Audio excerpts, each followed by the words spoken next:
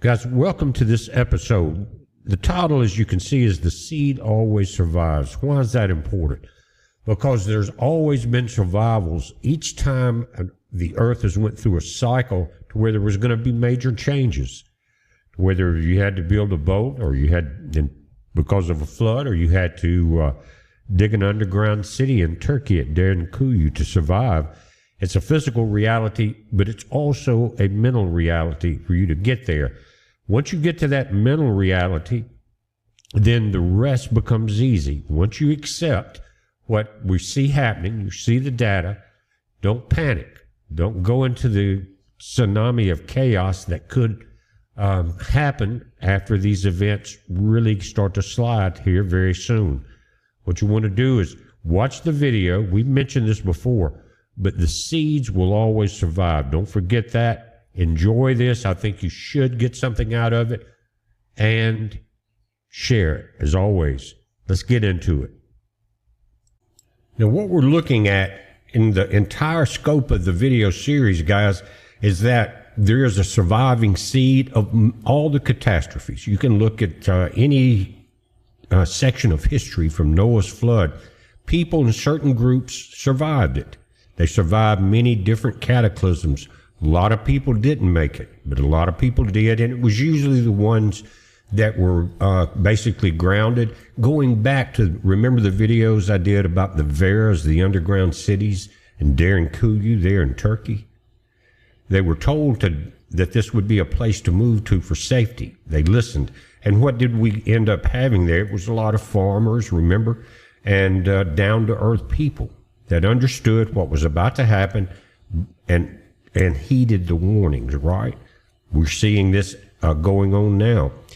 But the part about it is that these events, that nature never allows a total shutdown, guys, should be an uplifting thought.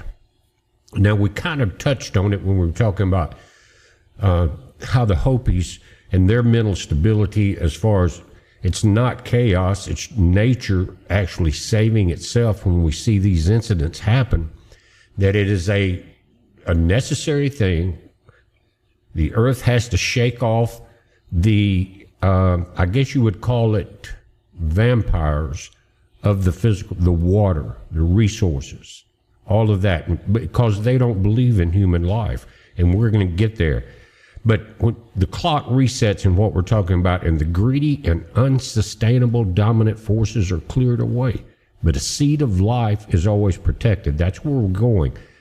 The chaos, listen, very important. We touched on it. But the chaos is never our final destination, guys. It is simply the violent labor pain of the next era. Can you make it? Because during these other chaotic times, it wasn't a total wipeout of humanity or life in itself. A lot of people did lose their life, but it was not a total when it was a cleansing. It was a necessary thing that happened so that the people that were in charge at that time could not finally destroy the planet, just like with the giants, all of that. You understand what I'm saying? Anyway, it's not the final destination. It is the labor pain of the next era. Now, when we're talking about the survival, guys, it's the foundation required to withstand a shifting world. And this, again, the adaptation. In a deep crisis, hope is not a luxury. It is a biological necessity, providing the human mind with a framework of adaptation rather than total doom changes how people react to chaos on a cellular level. When people believe that total, unavoidable destruction is the only outcome, the mind paralyzes. It slips into panic, despair, and nihilistic greed. We've talked about it. The very madness we see in the corporate scramble today, and this is what we're talking about, guys, is the race to be number one in AI, in the AI world. They say it's military. I have no doubt about it. But it's being run by to me, in my mind, a different species of human being. I don't know what else to say about it. But when you shift the narrative to adaptation and survival, again, from panic, despair, and that it's a negative outcome no matter what you do, then that's giving in. But you do what you want to do is have the instinct to prepare, protect, and look for the path through the storm. You understand what I'm saying? You see it coming. Now we know. You've been warned. It's on the news. We talk about it relentlessly. You've been warned. And I'm talking to myself too, because this is going to happen to the entire planet. Remember, the El Nino is a global radiator. Don't forget that. And it's still heating up. And it all leads back into our sun. There wouldn't be a drop of heat on this planet without that sun. And that's where it originates from, and the effect on the planet is what we're seeing. Guys, and if you look back at history and on the different cycles, and I'm not talking about the like 5 different eras before mankind, all of that, but I'm talking about, the going back to the ancient Sumerians and Mazda and Yima, building Derinkuyu, the Ark, all of that. Again, we're always survivors, but there was always immense loss and hardship. Now, that's a psychological thing that you've got to put on the shelf. You got to file it. There's going to be that. Now, how you deal with it, you can see it going on around you and you can walk through it. You can tie yourself down to it, or you can go crazy thinking about it. But realizing it's coming and realizing that you can't change the fact that the earth is about to change because it is healing itself. You have to change yourself. And that's important, because if you, again, focus on this immense loss, the hardship, everything we're talking about, and we've seen history in modern time with volcanoes blowing up. We talked about this year without a summer and different events worldwide. Those things happen. We are looking at it on a global scale now for a couple of reasons. The earth is heating, and the data center madness is draining places all over this planet. And you guys have mentioned the data centers in Vegas, and it is a large group of data centers. Large group, and they are trying to get more and more straws into Lake Mead. Anyway, every reset the earth has ever faced, the organisms that made it through weren't the biggest, the loudest, the richest, the biggest data centers, or the ones with the most raw power. The survivors were always these things. And the 3 things that are most important, we kind of touched on it, but you got to be able to adapt, you got to be grounded, and you got to be aware, guys. To be adaptable, you're willing to change the habits where the old world baseline vanished, when the reservoirs are dry, when the hydropower is gone, when the grids are faulty. With all those problems, understand that. The grounded ones also, those that live close to the earth, like the farmers. You understand? Just like in the ancient times, you saw even in Derinkuyu, farmers, livestock, people that were grounded. They were chosen because they were not maniacs trying to destroy the world. They were chosen. And the aware, the ones who are watching. Really, that would be kind of at the top of the list in a way, because you're not going to get to the adaptable and the grounded unless you're watching. But the ones who recognize the signs that you've accepted it and adjusted to it. You're not pretending it's a news story. You actually can see the data through this video, through our many videos, through the Bureau of Reclamation now that they're coming to their senses. And local reports, if you're in Utah or wherever, you can find information on those local news stations, somewhat biased, but sometimes you can get some pretty good physical data when they go out and do some filming and reporting from these lakes and rivers.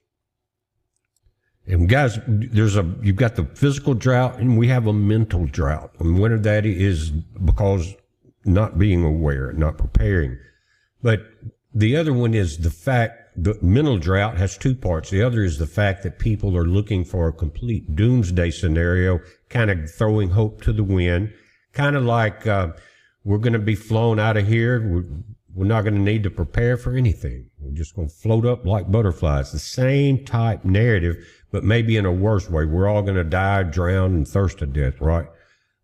That is what is going to be the mainstream push, or the mainstream happening in reality, is that people will panic. There will be catastrophes just because of that panic. But you're not going to do that. And so getting out of the mental drought as well as the physical drought is key. The ones that have survived have something in common. And again, being grounded, but also hardwired to endure, realign, and rebuild. We've all been through this in our life on smaller scales. Maybe a tornado tore down your house, or it burned, or you had to move, whatever. What did you do? Did you give up? Not the people that are aware, and not the people that understand what happens, the things like that happen. No, you got back out, cleared the burnt lumber or whatever it was, and started rebuilding, didn't you? I've been there, I know. But again, the Hopi did not survive the harsh Arizona desert for centuries by accident. Before the dams, right? They survived because their entire culture was a mental and physical toolkit for adaptation. The way they grew, the way they were very careful with the land and the water.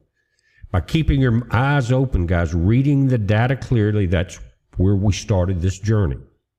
Making sure that the data was correct and that you could read it. And maintaining that steady frame of mind.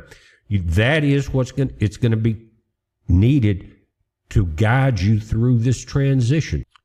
This go full-scale adaptation and realize what's happening, know it's coming, but start preparing because it's coming quicker than you think, guys. The end of July and getting into September is not that far away, and we're going to start seeing some critical things happening. Why? Because again, like I said last night, you can look it up, type it in. Will they save Meade or will they save Powell first? Will they sacrifice Meade to save Powell? You'd be surprised at what you start getting. It's a different narrative than what we were seeing just a month ago. Now let's slide into a slightly different lane, guys, than we've been in most of this series.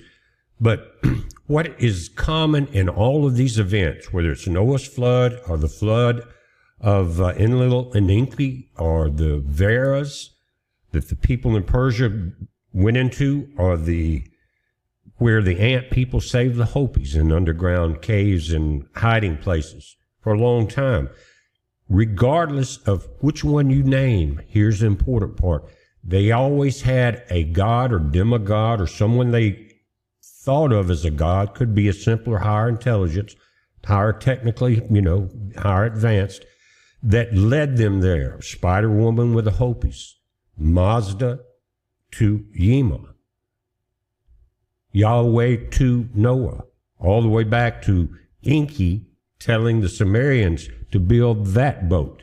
They always had someone step in, according to the legends, as a leader in that time of need, in that chaotic period approaching like we're seeing now, whether it's a flood or whatever, right? They always had that, called a Masal. But listen, how is that going to work out now? More than likely, and we have to understand how the people that are building this think mentally. And let me tell you what they think. It's really it's got a term to it. And it's talking about long life, which they won't. But guys, what they're looking at is a long life, not for the planet as we know it, and not for mere human slaves. They're looking at it as something that they have to preserve the technology that they're building for the end of this age and for the people emerging for the next one, which will be a lot of AI involved in that if they succeed. That's their mentality. They can tell you it's this or that or whatever they want to. But what they're trying to build is an eternal source. And to do that, they know they have to wipe out the minerals, water, resources that humans use to survive in order for them to accomplish their long-term longevity goals.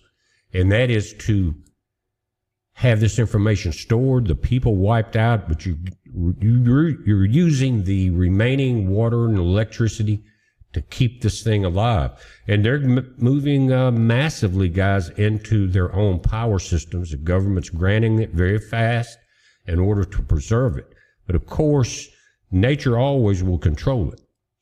But now, as people, it's natural for people to turn to, say, a Noah, or to Yahweh as he did to Noah, or as Enki did to his boat builders, right? It's a natural thing for people to say, man, what do I need to do? And for them to readily accept the first one coming along that appears to have a logical solution. We got a flood coming. Let's build a boat. Oh, yeah, that sounds good.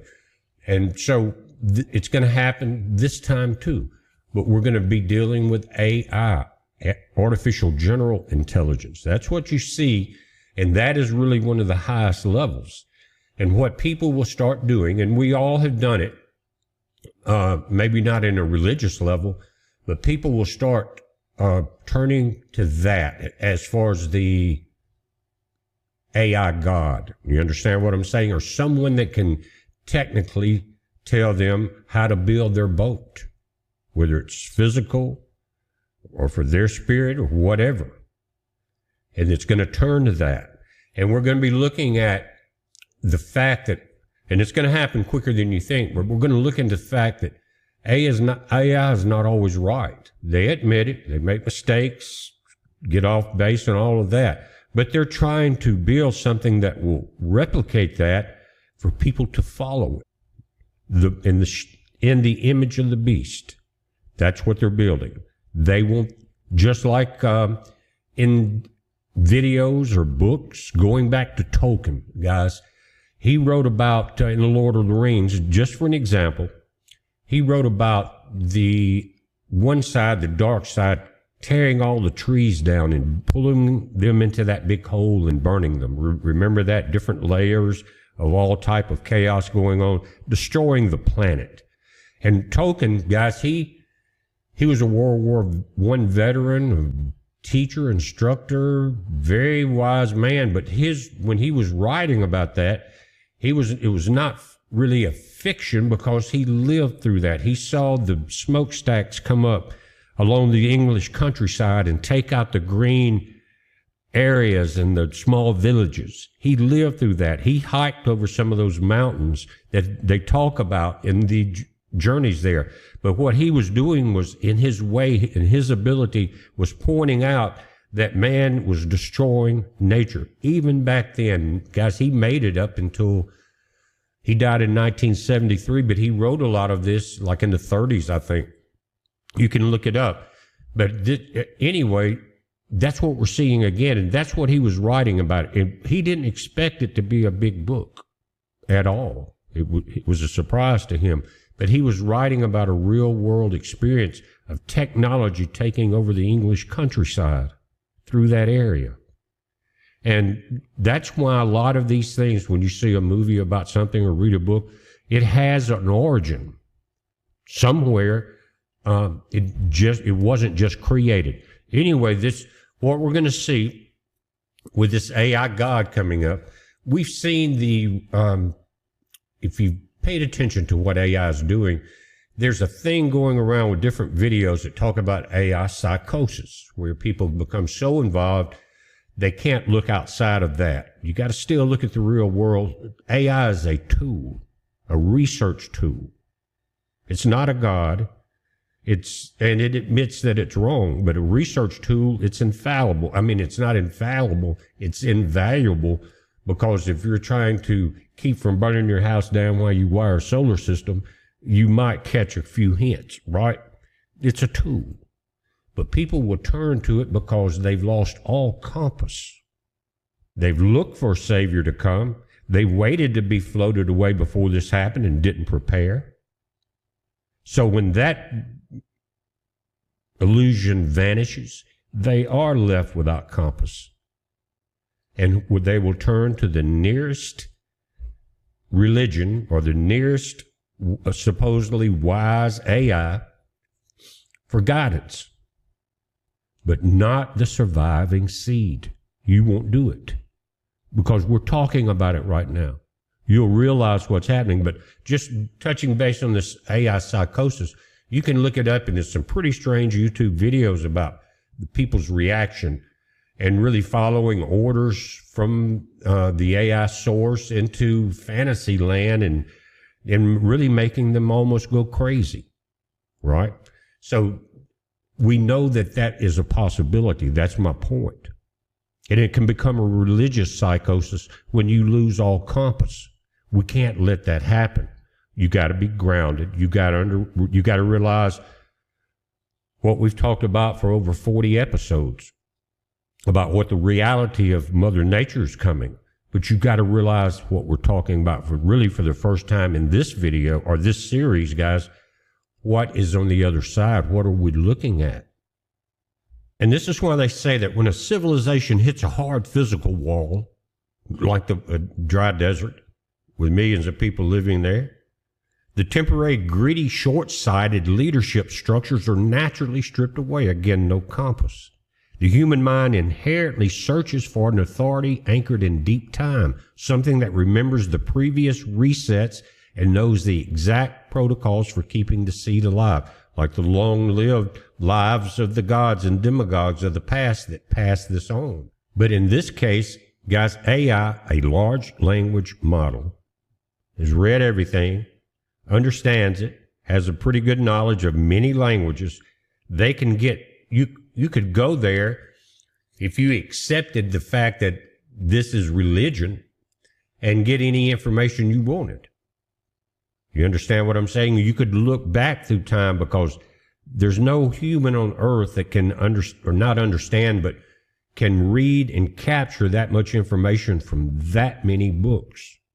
But in that large language model, guys, it's not just books, it's experience too. As they go through things and explain things, they learn things too. But you can't be pulled aside by that. That's man-made technology. But they're using, like I said, they go back to ancient times. It's ancient intelligence. When you can go back to the first books, understand the language, decipher it, translate it, then that's ancient intelligence in the AI. But guys, that will not be the solution. It's always, if you need to know how to build a water wheel or something like that, you still have power, go for it. But you got to realize that, like I talked about, the psychosis, because if according to the videos, again, look them up, you can get into a rabbit hole in a trap very quickly. And that would be what's happening. Again, going back to what we talked about before in one of the seminars, I think, is that the AI God, this beast, will have the ability to let every person on the earth look at their cell phone, look at their tablet, look at their PC, look at their TV, possibly a movie screen, see the same movie in whatever language that they understand. You know, that sounds simple enough, right? But each one could have a different outcome, and the same person could see it. In other words, your phone has so much information in it. Your PC has so much information about you. Emails, whatever it is, purchasing habits, text mail, email, whatever, Twitter. It has so much about you that it will tailor the message to that individual. Everyone on the planet could have a different salvation type message. Do you understand that? The whole world will wonder after that beast. Guys, and this is why the wise go back to the ancient knowledge and what was actually said by the sages, by Christ, by the Buddhas. They said, heaven is not outside you. Salvation is within you. Whether it's Buddha telling you to turn inside, whether it's Christ, it doesn't matter. That's what we're dealing with here. You can't turn externally to an AI God because you already have the kingdom of heaven inside you. That's part of the survival, adapt, and migrate philosophy and the code of survival. Once you realize that you are in charge of your destiny, not someone else, then your mind clears somewhat. You're in charge. You're not going to find somebody floating down on a magic carpet, flying you out of here, magically handing out enough food, making the earth suddenly green enough to support you. You're going to have to do that. That's what the series is about. Again, the seed, especially the people that love this planet, will survive because they are the chosen ones. They were the ones that were put here for thousands and thousands of years, and their seed is here now that respected the earth. But men of great renown have crept in, as the book of Jude talks about, and technology. But we can't be fooled by a tool. It's an excellent tool, by the way, but you can't be fooled. You've got to understand, no matter where you turn to for knowledge or information, that's not your God. You can't, if it drifts off into that, you know you're in trouble. Remember that. Plant that seed in your mind. The kingdom of heaven is within you. In other words, prayer, meditation. And when the noise of these machines go down because they took themselves down, just like the fallen tech was taken out at the flood, different civilizations was wiped out at the crest of technology. The caveman theory is a book of lies. There were extremely advanced civilizations before our civilizations. Guys, they were wiped out because they became too powerful for the earth to support as is. It would have destroyed the resources, and it was cleaned. But the seed survived. They didn't survive by worshiping a false god.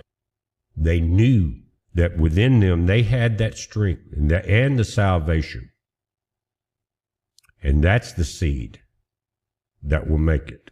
Guys, and again, with this panic situation, if you're looking at the tech giants, they're in a panic to destroy everything so that they have the top AI model. That's what they're saying. They want to outrun China and Japan and everybody else. And we have 10 times as many data centers as any nation, I think, if you look at it closely. But if you look at the tech giants, they're in a panic. They want carbon taxes.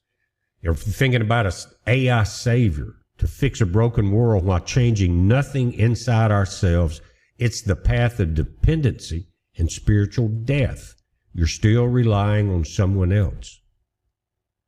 Recognizing that the seed is inside you by staying calm, grounding your mind, looking at the data, determine for yourself, can you make it doing this? Not, I'm going to be in a panic. When I first started the series, I mentioned things like mass migration and things like that for a reason, because the seed is going to be a small remnant in some of these locations. Mother Nature, our Father, will work in tandem to make sure of that.